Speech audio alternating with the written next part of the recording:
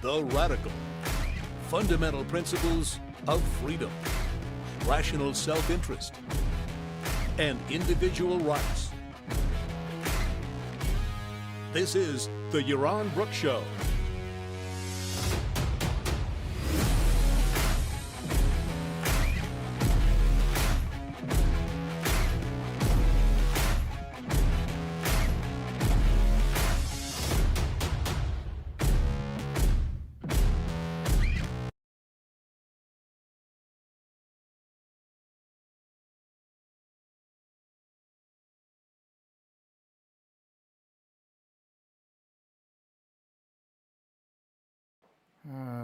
Something is off here. Can you guys hear me? Yeah, but I'm not sure this will hold. I'm gonna try something. Wait a minute.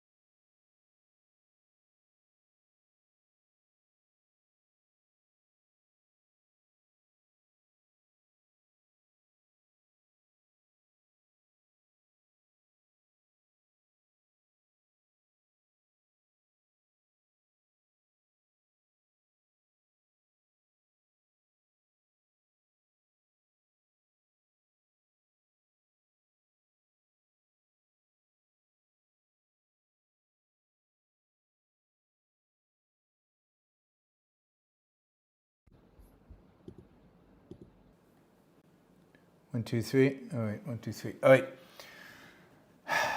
Sorry about that. It might go off again because my mic is not behaving the way it's supposed to.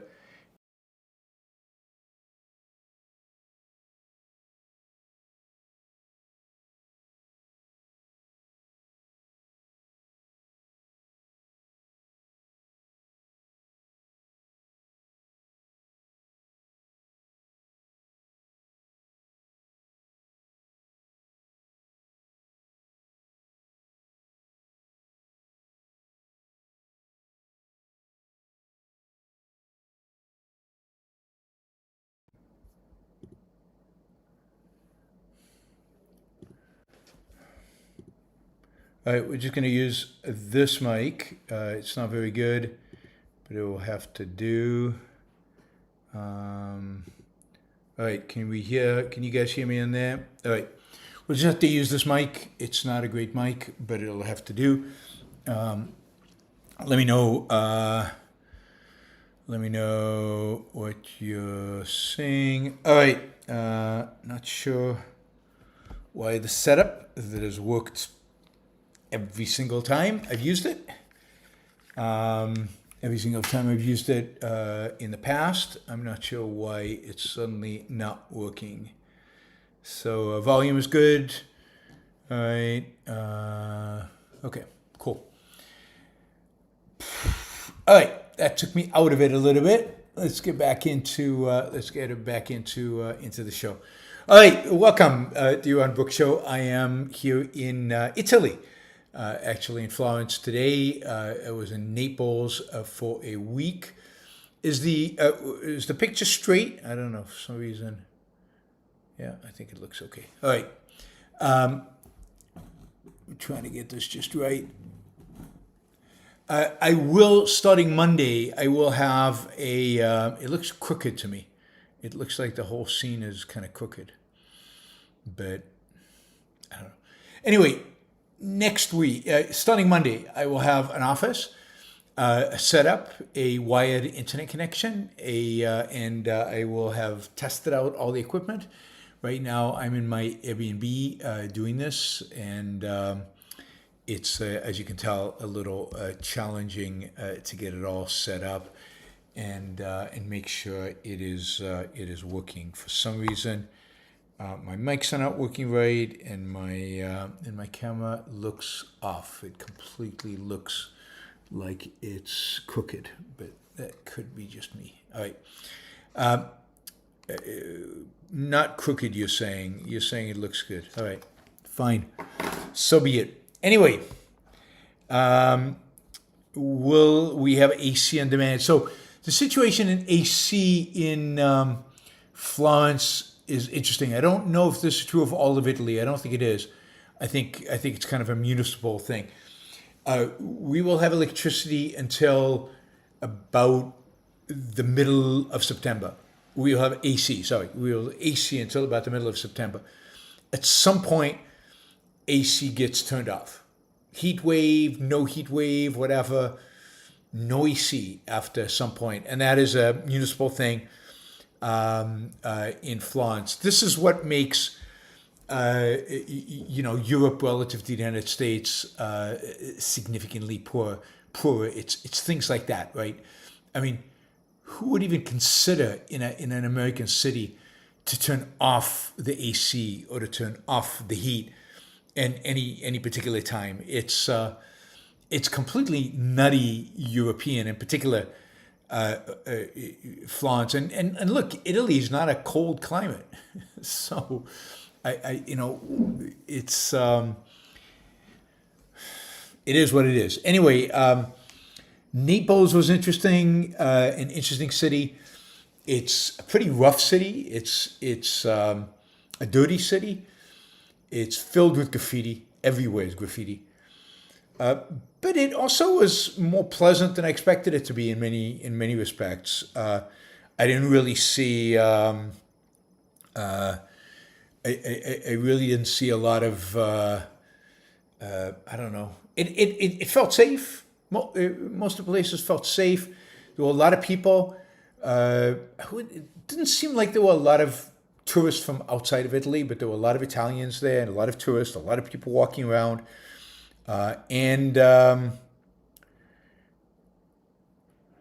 It was it was a pretty cool place. I don't know that I want to stay more than we stayed, which is 4 days. And I don't know that there's that much to see. We went out to one of the islands off the coast of Naples. We also went down the Amalfi Coast. The Amalfi Coast is beautiful. It's one of the greatest road trips, one of the greatest stretches of road anyway. Is the trip down from Sorrento through Amalfi, the town of Amalfi, and I guess down the coast there. It's just gorgeous, and highly recommended if you're in the area. Take a few hours and do the drive. Ideally, you take a whole day and do the drive so that you can do it slowly, take lots of pictures, and enjoy it. Naples also had, I think many of you know from past shows that I'm a big Caravaggio fan.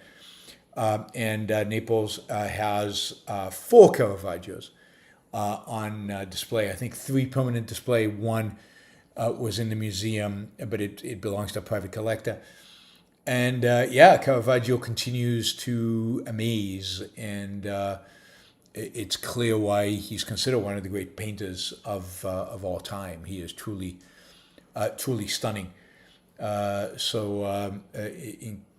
museum in Naples was really, really good. The Big Art Museum was really good. Didn't go this time to the Archaeological Museum, which I highly recommend. Been there before. It's got all the sculptures and pottery and things like that from Pompeii over there. So you get a lot of Roman sculpture. And if you're into antiquities, if you're into Roman sculpture, there's a huge collection, one of the best, maybe the best in the world, but a huge collection there. Definitely worth the trip. Just got to Florence last night. Really just walked around a little bit today. Haven't really seen the place yet.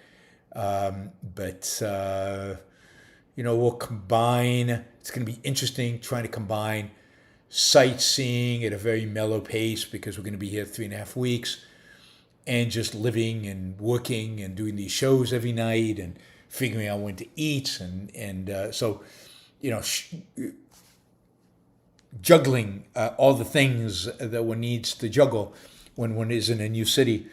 It's going to be interesting to do here in Florence. It's a city really built for tourism, and we're going to be part living, part tourists here. I will have, as I said, we'll have an office. We'll be doing the show from an office and not from my Airbnb soon enough.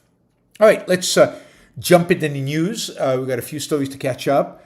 Not a lot has happened, not a huge amount has happened this week, but a few important things have, and it's important we catch up. And then we'll do a show tomorrow, probably do a show tomorrow on something more general. We'll see. I'll come up with a topic, either something more general or you're on rules for life or something like that. Not news related, in other words, or not directly news related, maybe indirectly news related. We'll see. So that'll be tomorrow, probably around the same time. I think this is probably going to be the time for shows moving into the future, either 2 p.m. or 3 p.m. East Coast time, except for Thursday and Friday this week. Thursday will be an hour later. It will be 4 p.m. and then,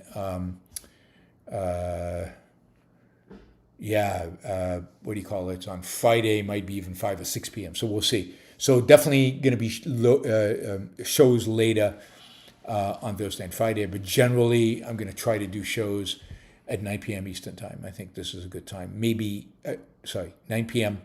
Florence time, which is 3 p.m. East Coast time.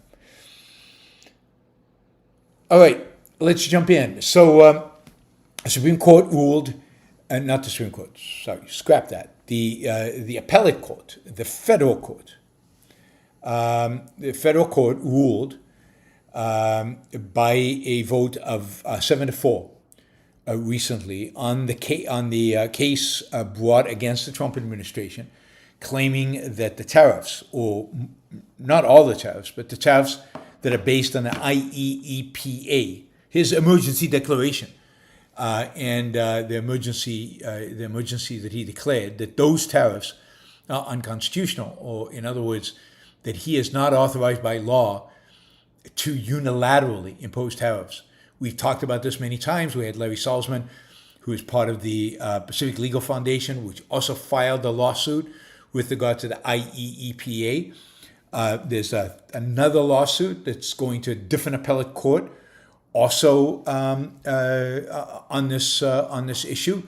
The plaintiffs have won in the lower courts. So this particular case that was decided on Friday was at the International Trade Court, and there was another one. There was a federal district court, both won by those arguing that it's unconstitutional. This is now being appealed by Trump. It's being appealed to the Federal Circuit. The Federal Circuit ruled 7-4 that indeed the International Trade Court was right, and that Trump's use of his tariff power is unconstitutional, that he has no basis to use it. There's nothing in the law that gives him permission to use it. Indeed, the Constitution clearly places the responsibility for tariffs on Congress, and that the IEEPA, which allows the president to declare an economic emergency and engage in certain actions, none of the actions approved by that law constitute tariffs. So, that was the ruling. The court did not order the Trump administration to basically eliminate all the tariffs immediately. Under the assumption that Trump will appeal this to the Supreme Court, they are staying or they are permitting the tariffs to stay in place until the Supreme Court rules it and decides definitively. Now, we've always thought that this case had, first of all, has a huge amount of merit. It's right on its face. But then the question is, how will the Supreme Court rule? And I think Larry said it was a 50-50. And I was pretty optimistic that the Supreme Court would actually rule this unconstitutional. But I'm a little worried, I have to say. I'm a little worried because the 7-4 split in the Federal Circuit Court was basically split by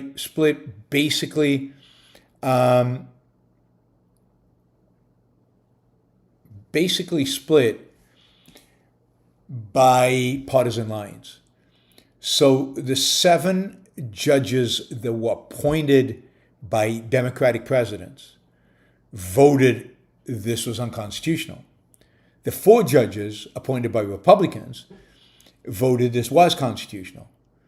Now that worries me because now it goes to the Supreme Court where, as we know, the conservatives have a majority, or Republican appointed judges are in a majority. Now the Supreme Court's been pretty independent, but it has given a lot of leeway to Trump. So I don't know how it's going to rule. It's going to be interesting. The judges in this case were pretty clear that because these tariffs are unbound, both in scope, in amount, and in duration, there's nothing in the law that permits this. I mean, if he had said these are temporary tariffs and they were phased, they probably would have let it go.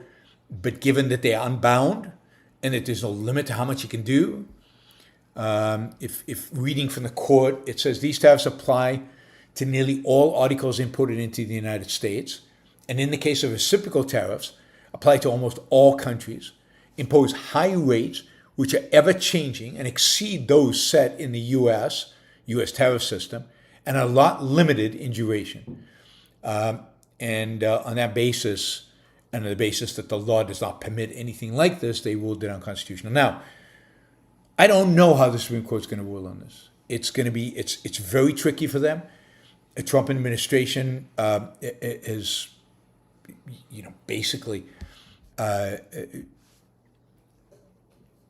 basically placed its entire agenda on this. I mean, Trump tweeted in hysteria that if the Supreme Court overturned his tariffs, it would basically be the end of the United States. The economy would tank. It would be a disaster. If you look at Howard Lutnick said today, quote, such a ruling would threaten broader U.S. strategic interests at home and abroad, likely lead to retaliation and unwinding of agreed upon deals. What would be the retaliation? Tariffs would go down. So the retaliation would be what? Anyway, unwinding of agreed upon deals by foreign trading partners and derail critical ongoing negotiations with foreign trading partners. It's also worth noting that there are no deals. There's just no deals. No deals are being cut. Indeed, Japan's lead negotiator was supposed to come to the United States and basically has delayed his trip because the U.S. keeps changing the terms and keeps reneging on stuff, and it's back and forth. And so he's going to wait until some of these things are hashed out. There is no deal with Japan. There's just a unilateral declaration by the president of this is the tariffs and this is what's expected. But there is no deal. Now, I think absolutely this is the right decision. As the court wrote, the core congressional power to impose taxes, such as tariffs, is vested exclusively in the legislative branch by the Constitution. Tariffs are a core constitutional power. But again, this is here's what Trump said: if these tariffs ever went away, ever went away, if allowed, where was it? I had it here. If these tariffs ever went away, it would be a total disaster for the country. If allowed to stand, this decision would literally destroy the United States of America. So no panic there, no hyperbole, no panic, no attempt to rile everybody up. Literally, the country would be destroyed if we just went back to the system that existed a month ago.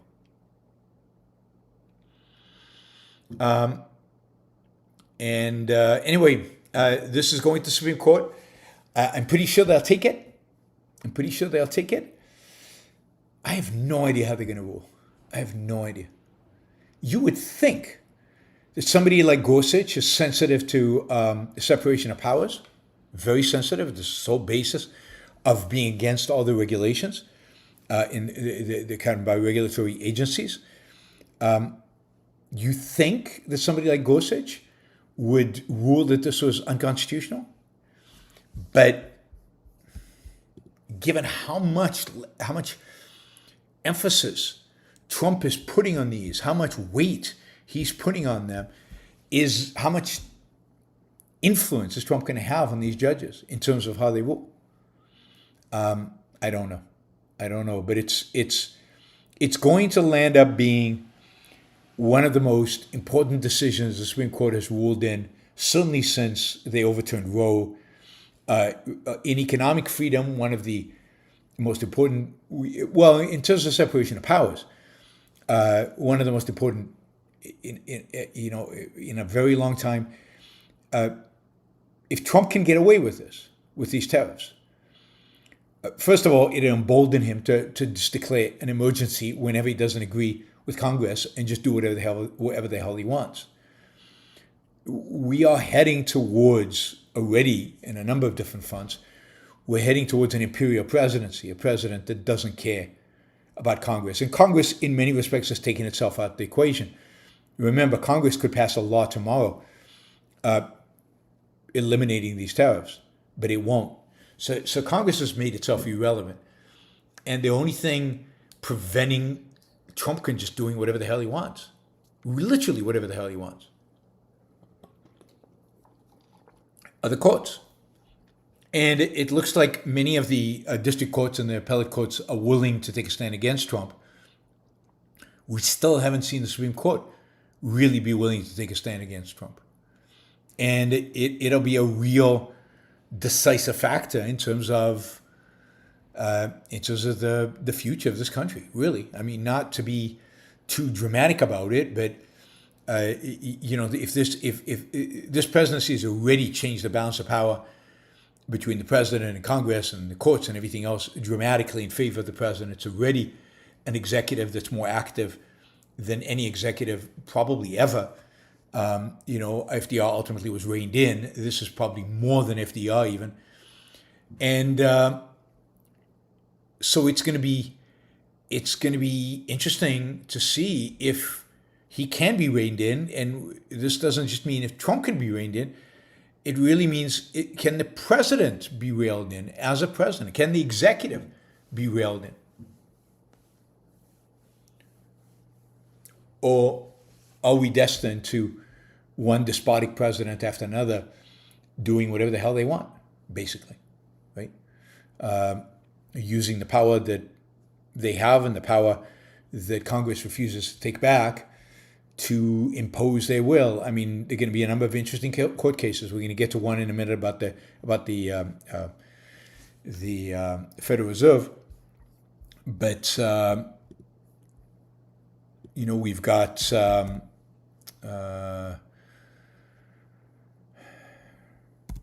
the takeover in D.C., which will probably pass muster, but then. From what I understand, there are real preparations for using federal troops in Chicago. And then what? Right? What happens then? What happens in terms of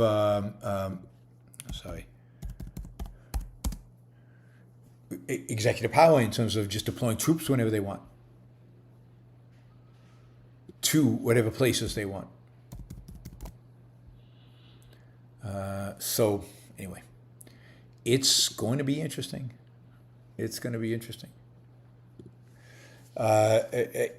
Trump has, again, historically taken more power than any president before him that I can think of. Again, FDR is the only guy that comes to mind as trying to do something similar and not succeeding. Not succeeding up to a point. I mean, got a lot of stuff done that the courts, if he had not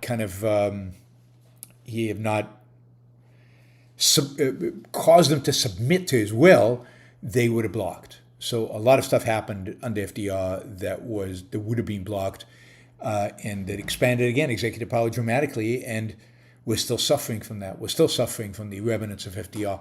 Now Trump is taking it to the next level. How long will we suffer from that? And of course, another manifestation of that is this whole question of Fed independence. The Federal Reserve is structured to be part of the government, but independent of, in its decisions, of the political class, the politicians in power, the particular administration. It has been given by Congress 2 mandates. The mandates to keep prices stable, and a mandate to secure full employment, keep unemployment low. And it is left its own discretion in how to do that, in how to adjust the money supply and so on. Now, the Federal Reserve has done way beyond what it has their supposedly the powers to do. Certainly during the financial crisis, it went way beyond that. But it has at least preserved the semblance of independence for most of its existence. Trump clearly wants to end that. He wants to bring the Federal Reserve under the thumb, to bring it to be under the thumb of the president. He wants to bring it to a point, a position where the president will dictate what the Federal Reserve should do, just like the president dictates, how environmental regulation should be done, how energy regulation, how bank regulation should be done, with the different federal agencies that are part of the executive branch. He wants the same authority over the Fed. Now, why is Fed independence so important? It's important because it is very tempting for presidents, and you can imagine very tempting for this president, to use the power of the Fed to manipulate the economy for political purposes. Print money when it's convenient for the executive, for the political power, for the political party in power. Bring about a tightening of money when it's convenient for that, which is rare. Once you start inflationary, it's very rare for tightening to be convenient. One wonders if any president would have had the guts to do what Paul Volcker did in the 1980s, drive interest rates into the 20% and crush inflation, price inflation, reduce the money supply, and bring about a complete crushing of the inflation in the United States, price inflation, but at the same time send the United States into a deep recession in the early 1980s. Would any politician have the audacity to do that? Now, it's not that the Fed is completely independent. Feds listen to the presidents. They take into account what the president wants. They take into account what the Treasury is telling them. But at the end of the day, it's their decision. Trump wants it to be his decision. And to do that, he wants to reshape the governing board. The Federal Reserve has a governing board that makes decisions about monetary policy. And Trump wants to be able to appoint as many people to that board as possible to gain a majority, and then for them to vote according to what Trump wants them to do, and to hell with what Powell or whoever the chairman of the Fed is. They just follow Trump. To that end, he has talked often about replacing Powell himself, just getting rid of Powell. But he's been told that he probably doesn't have the constitutional power to do that. That Congress, in the law, has not allowed the presidents to do that, and the Supreme Court has commented on replacing board members, and has said that it is not within the purview of the president to do so. that's one reason Trump hasn't gotten rid of Powell. I think the bigger reason he hasn't gotten rid of Powell yet is because every time he mentions it, the stock market collapses. The stock market goes down. And there's nothing Trump hates more than the stock market going down because of something he does. That's not good for a narcissist. Doesn't like that. A narcissist is not consistent with a narcissist, right? So he's trying to work on the edges. And as part of that, this week, he basically fired Federal Reserve board member Lisa Cook, a Fed governor. He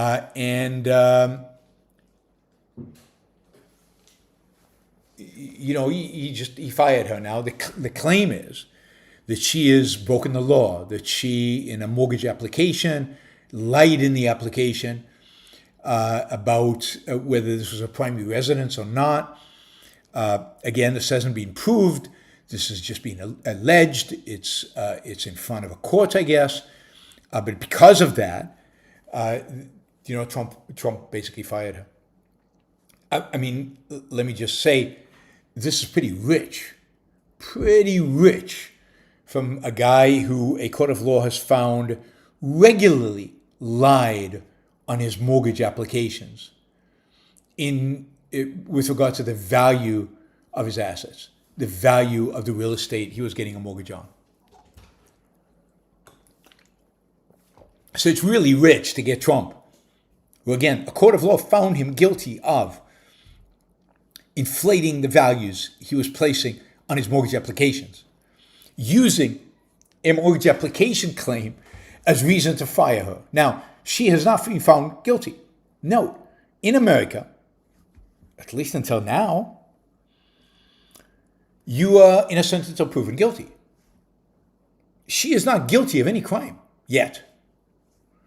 And as I said, when Trump was accused of this, it's a pretty minor crime anyway. It's a pretty minor crime. Trump is using this in advance. Again, she hasn't been found guilty yet. It hasn't gone to court yet. We haven't heard her side yet. I know you guys have already tried her and pronounced her guilty and therefore legit to fire her. But none of that is valid. Anyway, Trump has fired her. She has now sued the Trump administration to maintain her job, claiming that Trump does not have authority to fire her. And she has asked a federal court a federal judge to keep her on as Fed governor, and certainly to keep her on while she contests this. So the first question before the judge is going to be, will she have to vacate the seat while she's contesting it, or will she be able to continue to hold the seat on the Fed board, which would defeat what Trump is trying to do, particularly if she can drag this out for a long time. And given the courts, it's easy to drag these things out. Trump was very good at that during his many court travails in the last few years.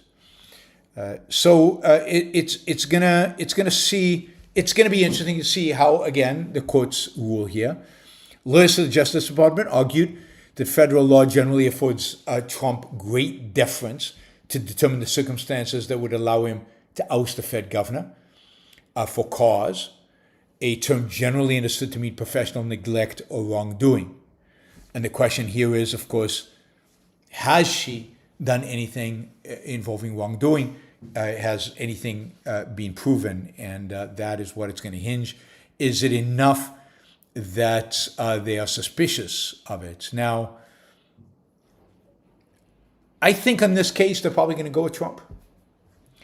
Trump will get another board appointee. He's already got one. A board member resigned recently, and he's nominated one of his cronies for that position. And he'll nominate another of his cronies for this position. He'll have 2 seats on the Board of Governors, and he will slowly build up internal pressure on Powell to reduce interest rates. So, and of course, if that happens, if the considerations for reducing or increasing interest rates become now political and not economic, all bets are off in terms of things like inflation and primarily inflation, because that will be the greater tendency. But it'll be interesting to see how interest rate policy evolves if it's under the thumb of Trump. Trump asking the Federal Reserve to raise a lower interest rate, he has no power over them according to law. But if he can control the Board of Governors and they just do what he tells them to do because they're in his pocket for whatever reason, then he will control interest rates in this country, among the many things that now Trump controls and continues to control, as we'll see, how the courts rule. The theme here really is that Trump is accumulating immense power at the executive. He is making sure that the people around him are 100% loyalists. There is ongoing turnover within the Trump administration that you're not hearing much about. Deputies are being fired regularly, even though they've been in positions for very little time, because they've just been appointed to them, because they pissed off the wrong person. And the loyalty test here is really, really, really strict. So that the people around Trump today are people that are loyal to him, to his agenda, to his ideas, to what he wants to achieve, to what he wants done. And he has basically surrounded himself with people who will follow through on whatever he wants. He wants 37 people at the CIA basically fired. He gets it, even if one of them happens to be right now undercover and this endangered his life potentially. He wants it, and nobody asked the CIA or the director of the CIA. He just tells Tulsi, get it done, and Tulsi sends out the notifications and then makes it public, including naming the guy who was undercover, his name public, and the CIA flips out. Trump doesn't care. Trump doesn't care. So if the job of the president is total control, if the job of the president is to become an authoritarian, if the job of the president is to basically, disregard the Constitution and take all powers onto himself, then Trump is doing his job. But Trump is, exceeding his constitutional rights. Certainly, under my interpretation of the Constitution, he's way exceeded them, but did so has every president the last 100 years. But even by the interpretation, I think, of most courts today, he is far exceeding his authority, and he is destroying the ability of the U.S. government, I think, to function objectively and well. The kind of people he is firing are not people who are being fired because they're not good at their jobs. They're people who are being fired because they disagree with Donald Trump, because they don't buy into his agenda, because they're not 100% acolytes of this president, because they won't kiss his butt. That's the standard by which they're being fired. So, Trump is not, this is not a case where he is replacing people who don't do their job with people who are better at their job. This is the case, for example, the CDC director. She was a Trump appointee, but she refused to do some of the wacky stuff that RFK wants her to do. So she was fired and replaced by somebody who will do whatever RFK tells him to do. That's the standard. Job of the president is not to do what he is elected to do. The job of the president is to work within the Constitution to secure the rights of Americans. That is the job of the president. It is not to do what he promised to do if what he promised to do is unconstitutional, or if what he promised to do is beyond his means to do, because he doesn't have the power to do it. The job of the president is to secure the freedom and liberty of Americans, to secure their rights. That's it. And He can make all the promises in the world. That's his job. And the thing that he cannot do, that is impeachable, indeed, I think these tariffs on impeachable offense is impeachable, is he cannot violate the Constitution. And this president should have been impeached last term. I mean, completely fired, not just impeached by the House, but fired. And he already should have been impeached this term. And it is a disgrace to Congress that they have not acted against Trump. All right. Let's see. All right, just a reminder to ask questions. You get to shape the show. We'll get to questions in a little bit. All right, just some foreign policy, some stuff happening around the world that we'll cover quickly, and then I'll go to your questions. Houthis. The Houthis continue to send missiles in the direction of Israel. Every few days, Israel finally responded, I think it was the day before yesterday, by bombing a government meeting, a meeting of government officials in Yemen. The attempt, Israel was attempting to basically take out the entire leadership of the Houthis. Put it this way, early intelligence suggested that they had got a lot of them, but they were overly optimistic. They had believed that they had killed the entire Houthi cabinet, including the military leaders. We still don't know exactly how many people were killed and who exactly was killed, but it does seem, but it has been confirmed now, that the prime minister of the Houthis was killed, and with him a number of other ministers. We don't know who exactly. One of the targets was, the defense chief. We don't know if he was taken out. Also, as part of that was the defense minister. Also part of one of the targets was the military chief of staff.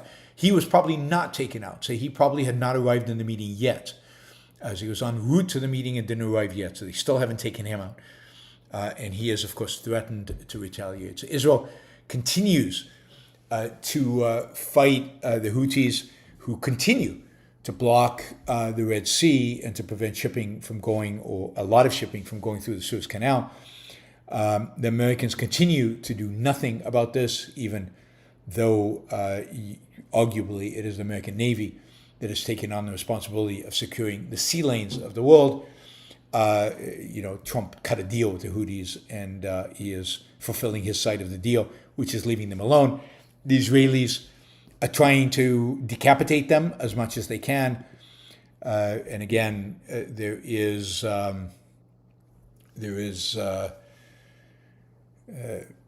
evidence that, or it's been confirmed, that the prime minister of the Houthis has been killed. All right, just also from Israel. Israel is, in operations over the last few days, has recovered some of the bodies of killed hostages. It looks like just a few minutes ago, they announced that they had recovered the body of Idan Shtivi, who was an IDF reservist killed at some point in southern Gaza,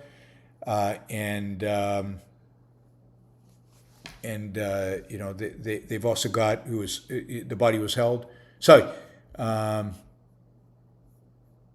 Yes, so this is a body of a slain hostage, not a reservist. A slain hostage who was recovered from Gaza in a joint IDF Shin Bet operation. This is after, the day before yesterday, they recovered another 2 bodies. Every body they recover is one less,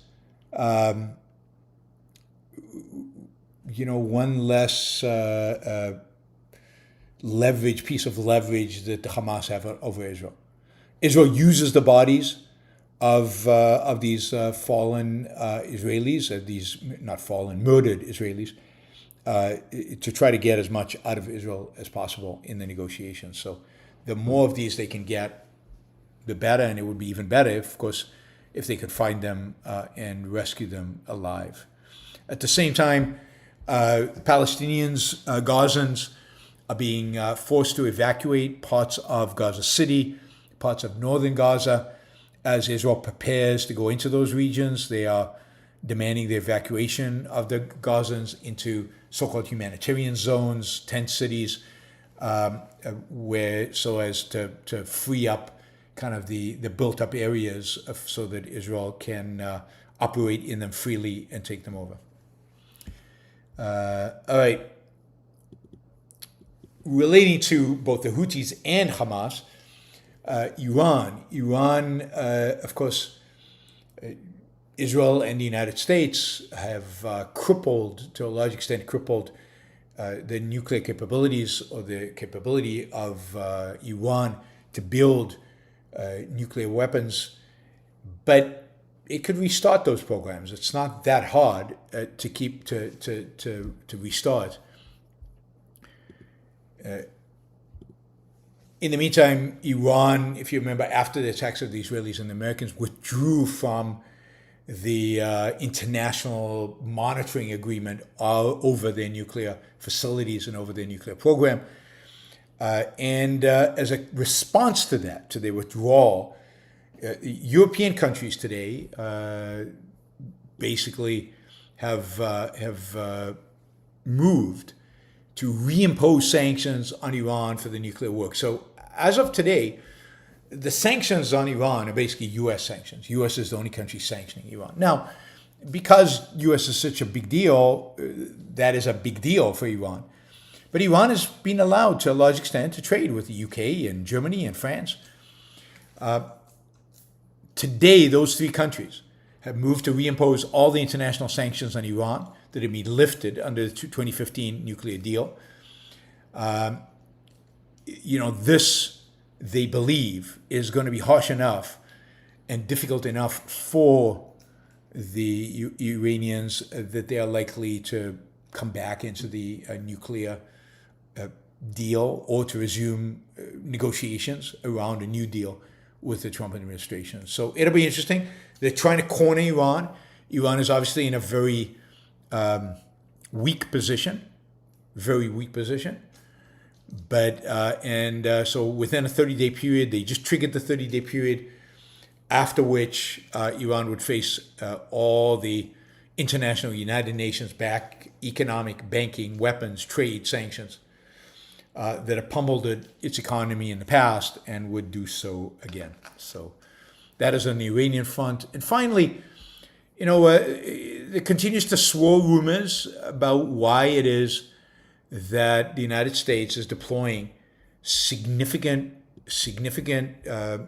Navy resources, military resources, to the Southern Caribbean.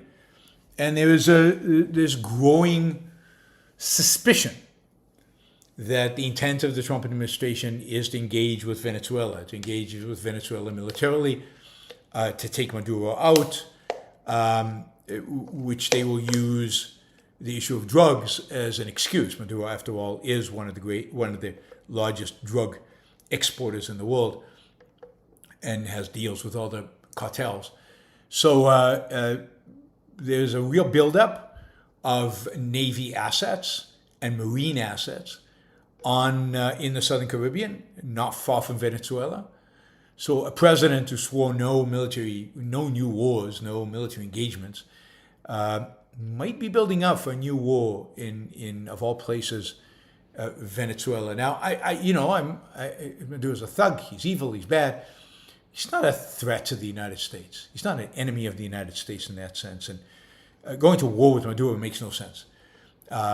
Assassinate him, support the opposition, but actually putting American lives on the line to get rid of him. I mean, Venezuelans should be happy, but I'm not sure what's in it for the United States.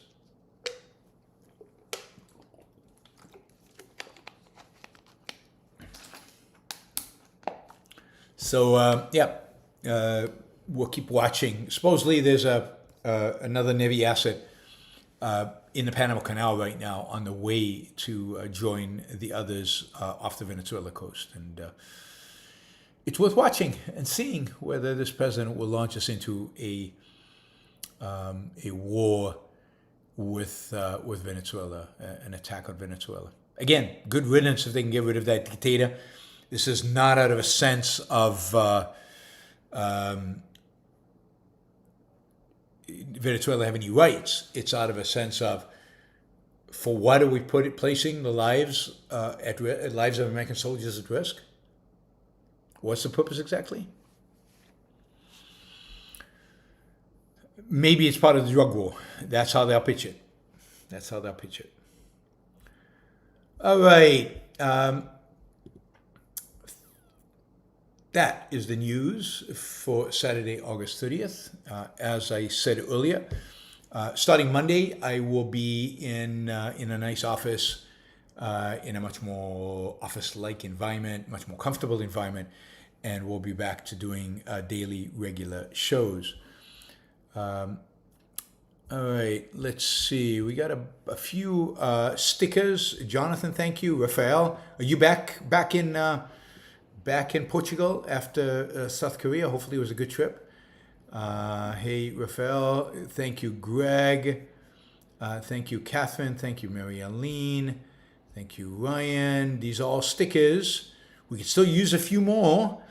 Let's see. We're very close to our first hour goal. Thank you, Greg.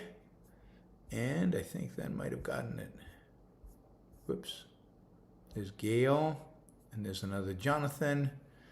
All right, we're good. So thank you guys. Really, really appreciate that. You too can help. Antonio, thank you.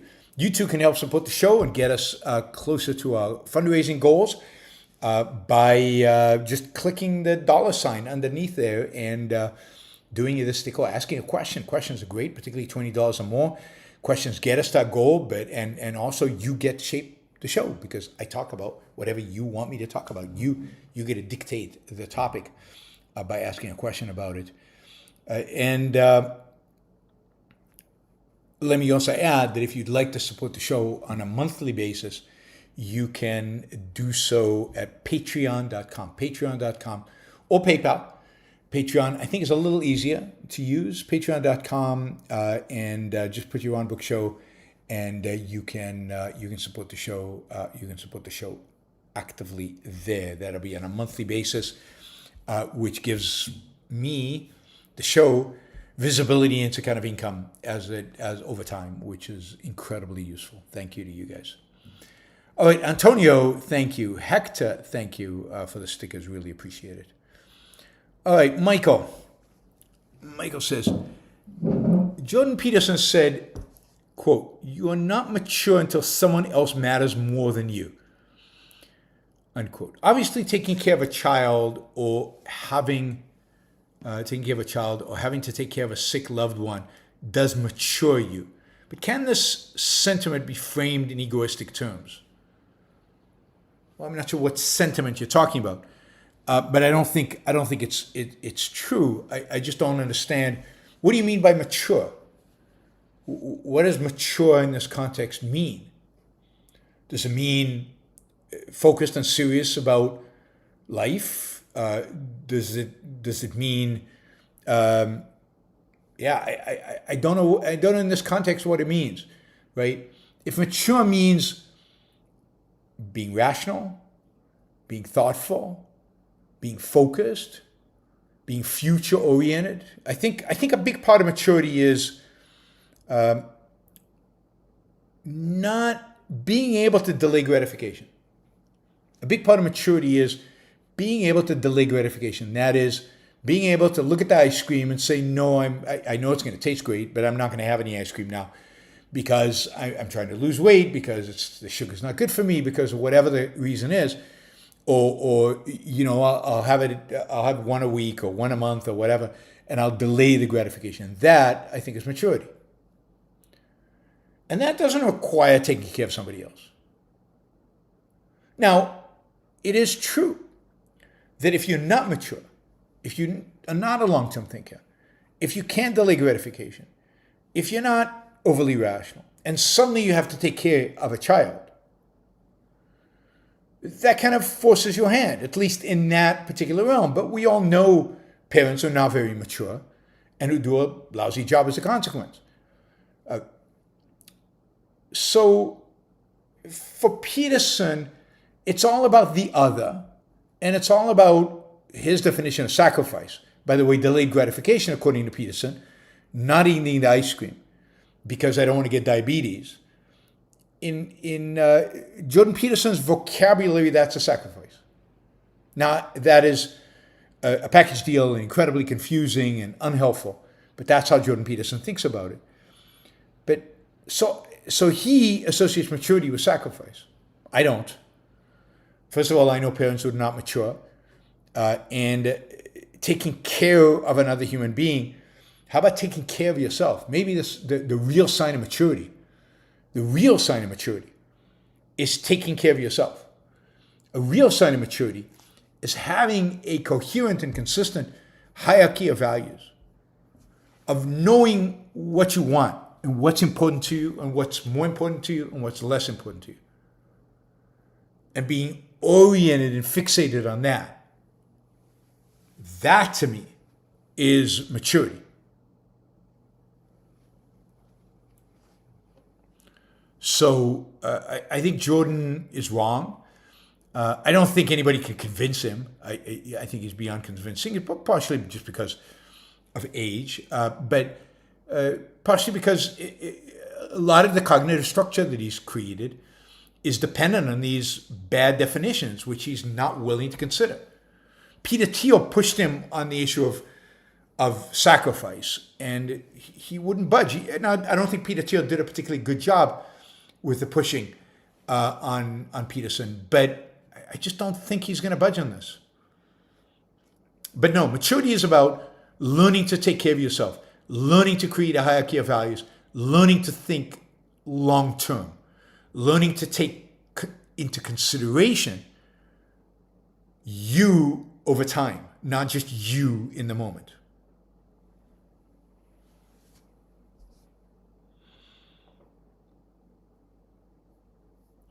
All right. Good question, Michael. Metalife, yeah. Can you talk about the formal training you received in objectivism? You clearly have a strong understanding of the philosophy which undergirds your intellectual work. Formal training. A lot of it up to a certain point was self-taught. So I read Objectivism. I read Atlas Shrugged for the first time in 1977. And the first formal training I had in Objectivism was in probably 1994. So I'd already been studying Objectivism on my own and with other people, right, in an informal setting for 17 years. Then the formal part of my education was 94 to 99, something like that, and that constituted classes from Leonard Peikoff on basically on thinking, on confusion papers, on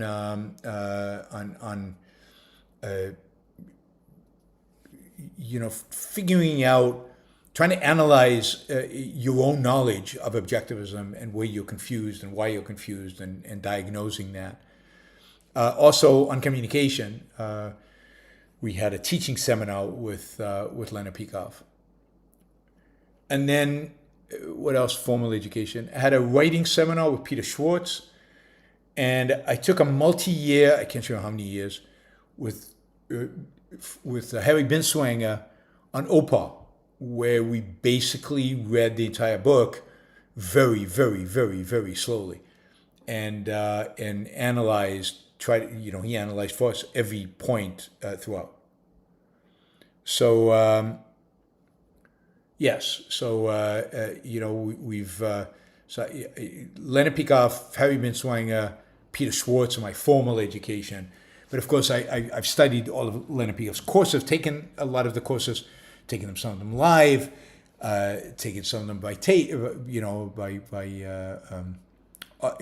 after the fact audio. So I've studied those. I've studied Ayn Rand's essays. I'm trying to think if there were other. I mean, maybe there was some other courses that I took. And then the other thing is interacting with a lot of objectivist philosophers, interacting with Onkar Ghate, interacting with Greg Salmieri and Jason Rines and Tara Smith and Robert Mayhew and a lot of objectivist intellectuals, Harry Binswanger, of course, on a regular basis. So the formal part was those classes that I mentioned.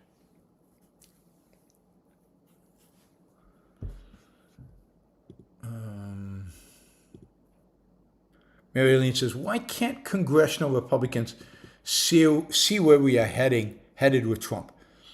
It would be self-preservation to impeach him. Do they want tyranny? Trump is nothing without their support. What a bunch of cowards. Well, I think they think that they are nothing without his support. They believe, and I think there's a lot of truth to this, that their political support rests on the support of Trump. That without him, they would lose elections. They would lose primaries and they would lose elections. That they are in office in terms of what their constituency wants. They're in office basically to support Trump. That's what the constituency wants. That's what the people want. And they're terrified of upsetting Trump, of Trump backing somebody who will run against them. They're terrified by the base. They're terrified by MAGA. Even if MAGA is not a majority of the Republican Party, MAGA is the active part of the Republican Party. MAGA is the part that gets out and comes to town halls. It's the part that goes to demonstrations. It's the part that gets out the vote. That's who they're terrified of. They're terrified of MAGA. And it's self-preservation that is preventing them from standing up to Trump. And it's not clear what the American people want. I mean, his popularity is not high, but it's never been high, and he still won elections. And there is a core group of people out there, very passionate, incredibly active, very vocal, that is actively engaged and actively engaged in promoting Trump stuff, whatever Trump wants. So they're cowards and they're not leaders. But the real problem lies with Republicans who elected Trump and who continue to support him.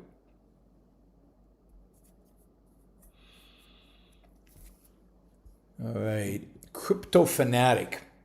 From 1868 until 1913, in the United States, 90% of all federal revenue came from taxes on liquor, beer, wine, and tobacco. I don't think that's true. Because I think during that period of time, a big chunk of revenue came from tariffs. So I think if you include tariffs, that's true. But I don't know if it's just liquor, beer, wine, and tobacco. I think it's also tariffs. But here's the thing. The government during that period was never more than 3.5% of GDP. Now, if you shrink today's government to 3.5% of GDP, then it's really easy to raise revenue. It's really easy to come up with schemes to get the government funded. 3.5% of GDP is really, really small, right? It's less than 1/6 of what we spend today, right? So what we spend today is 24%. So 1/7 of what we spent today, something like that, right? And, imagine shrinking the government today by 75%. Then it's easy. You could cut income taxes quite a bit. You could certainly zero out corporate taxes.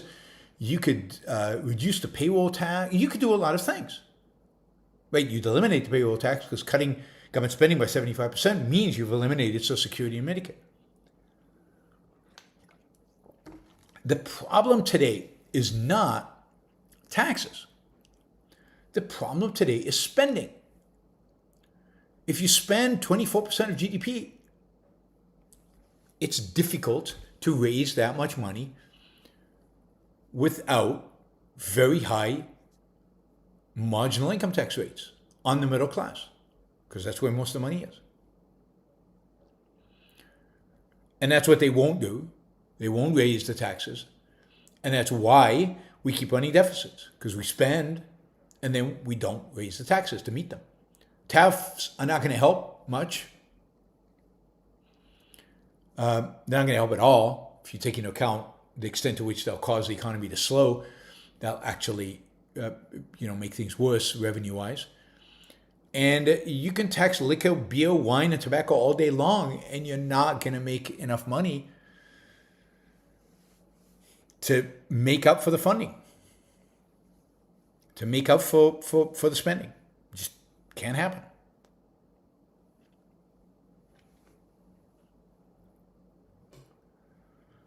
So the federal government can only get money in two ways. It can borrow it or it can tax it. I assume you're talking about taxes. It can borrow money as long as the markets are willing to lend it to them. And they can't print money. Only the Fed can print money. I mean, and the Fed does that by buying securities by buying some of the debt from the government. So it's a tricky. The whole thing is tricky, but this is all because you're spending yourself into oblivion. That's the problem in the United States. The spending into oblivion is the problem.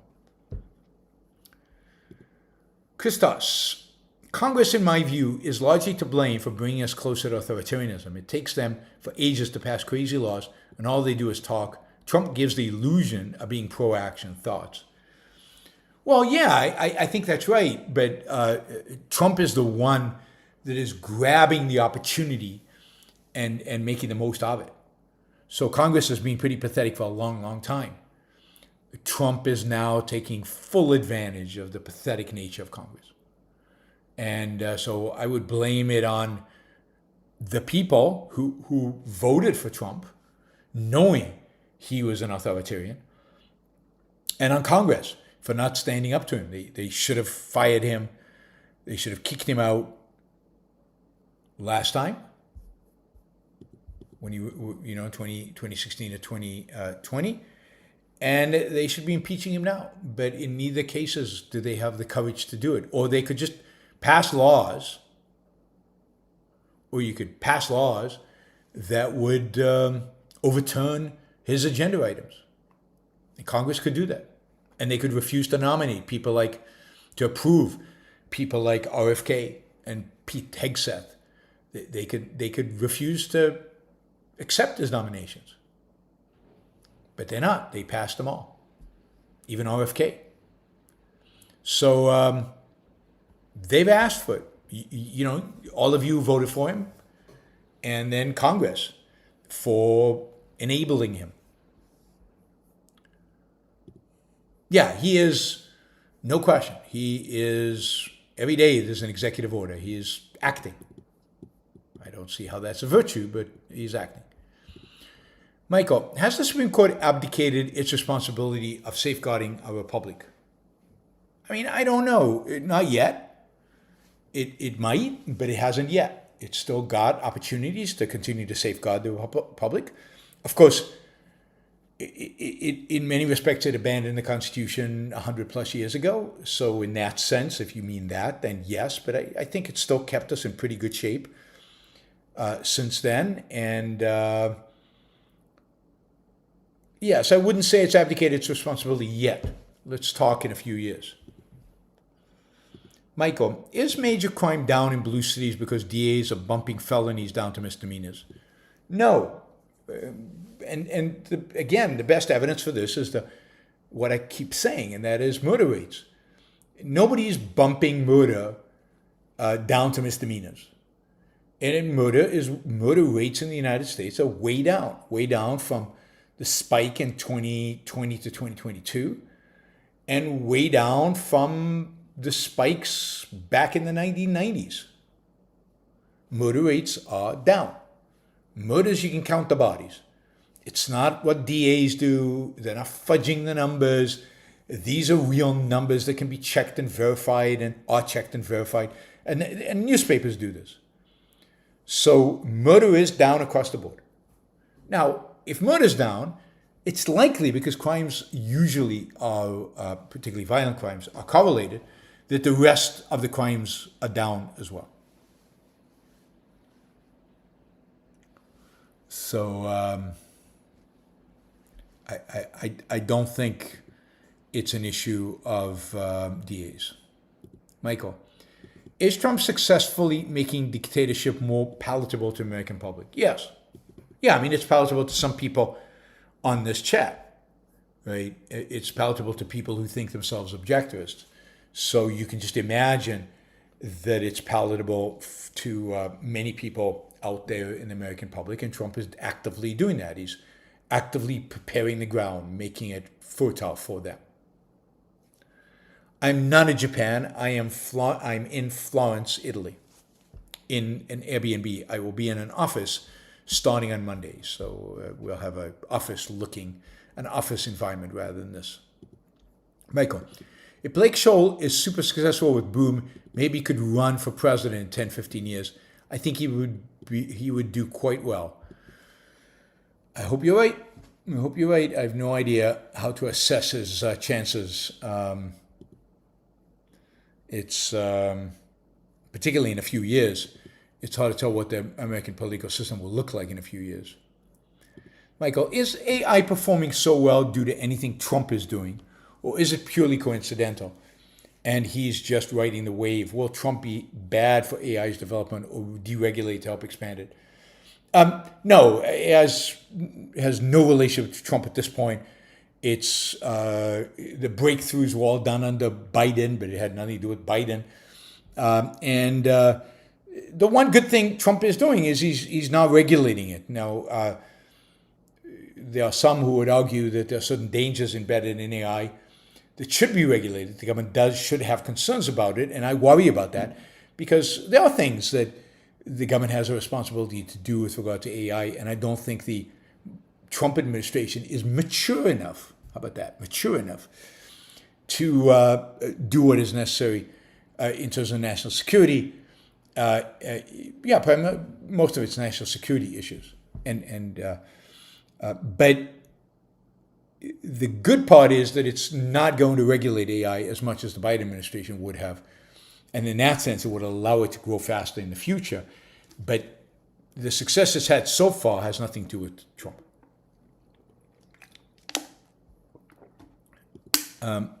Ryan, can you do a show where you catch up on all the music and movie reviews all in one shot? Sometimes you have to eat it all in one bite. I probably won't do that, but I am going to catch up. Maybe I'll start tomorrow, but I'm going to catch up over the next few weeks on these. There are a few that are really, really, really bad in terms of I haven't done in a long, that they paid me a long, long time ago and I owe them. So I will be doing whatever I can to catch up in the weeks to come.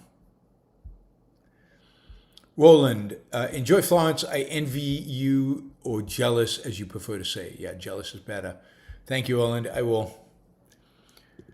Michael, the military being deployed to cities is not for any sort of law and order. It's getting citizens used to seeing them patrolling the streets as in any pre-dictatorship. Yeah, sadly, I think that plays a big part of it. A big part of it. And it's flexing muscles. I mean, a lot of this has to do with the fact, and this is how Trump, I think, thinks. Trump wanted to deploy the troops in 2020 during the COVID riots, during the George Floyd riots. And his Secretary of Defense refused, basically, and everybody told him not to. And he feels really, really, really bad about that. He wants those troops deployed. He wanted them deployed back then. And how come? And he's a lot of the things that he wanted to do back then and couldn't, he's doing now. And this is part of it. And a lot of it is just flexing muscles. And so I don't think Trump is the authoritarian who's going to take advantage of all this stuff. I think it's coming down the road. But he is setting the stage, and I don't think he's doing it purposefully. I think he just thinks it's cool that he can send troops into cities, and he can show those Democrats, and he can show all those people who hated on him. He can show all those people who didn't like him, all those people who voted against him, all those mayors who don't want to listen to him. He's going to show them by putting military personnel with guns and with, big guns on their streets. It's just a power play. Okay? It's a power play. Like with George Floyd, there was actual reason to deploy troops to places like Portland, Oregon. But today, there's no reason to deploy troops. But he's doing it anyway, because he wants to. Michael, funny how eat the rich never means the rich politicians, rich dictators, or rich lobbyists. It's only the rich who have actually earned their wealth. Yes. I mean, that, and it's also not the rich actors and the rich basketball players, right?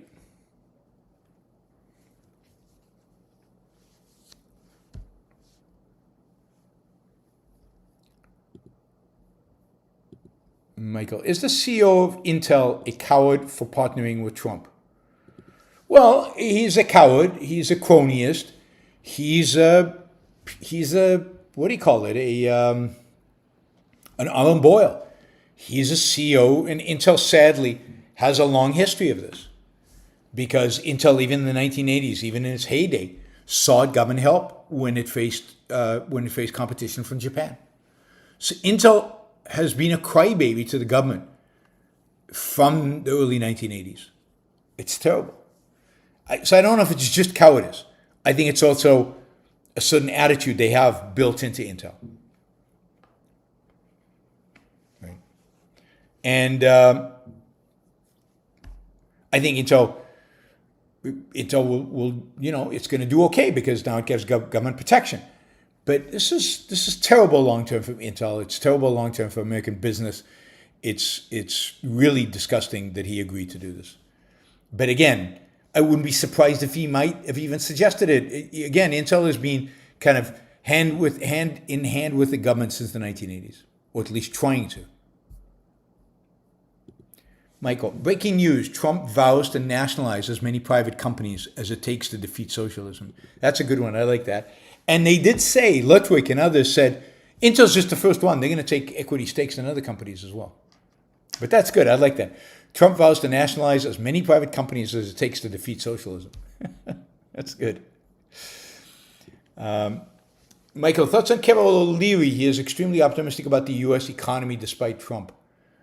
I don't know much about Kevin O'Leary, so I really have no comment on Kevin O'Leary. And yeah, I mean, there's plenty of reasons to be optimistic about the U.S. economy in spite of Trump.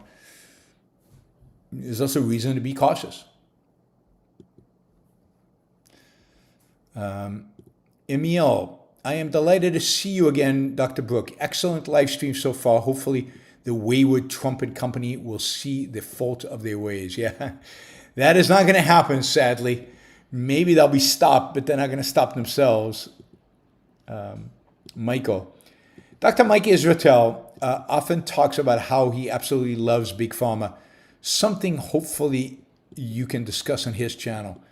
That'd be great to get on his show. There'll be a whole new audience. Rafael says, I'm back in Lisbon, starting work on Monday. Really looking forward to continuing making some tech M&A deals and having you here again for great talks. Yeah, I'll send you the final dates soon, and we'll start chatting about a program. Rafael also goes on to say, I have your Equal is Unfair book in Korean. Can't read it, but looking forward to getting your signature on it. I have a Korean friend here who's reading it and checking if the wording is consistent. That's good. It was translated by a local think tank in Seoul, South Korea. All right, I like numbers. Were you and Leonard closest, Leonard Peikoff, while he was writing Dim? God, I can't remember. I mean, we were probably closest from early 2000s through when I left for Puerto Rico, so 2017, 18, 17. So for about 25 years, about 15 years during that period.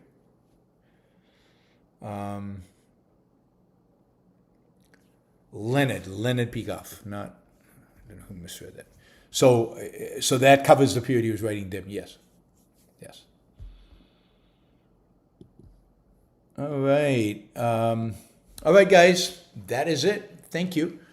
I appreciate the support, and I will probably be on tomorrow. Maybe I'll do some of those reviews that I owe you guys. Some of them tomorrow. We'll see. But we'll definitely do a show tomorrow, probably same time as today. So 3 p.m. East Coast time, and will be the same background as today. Hopefully I'll figure out what's wrong with my mic by then, and so we'll have a more seamless show. But I will see you tomorrow, and then Monday we'll start a regular schedule from an office that I've rented here. Thanks, guys. Bye, everybody.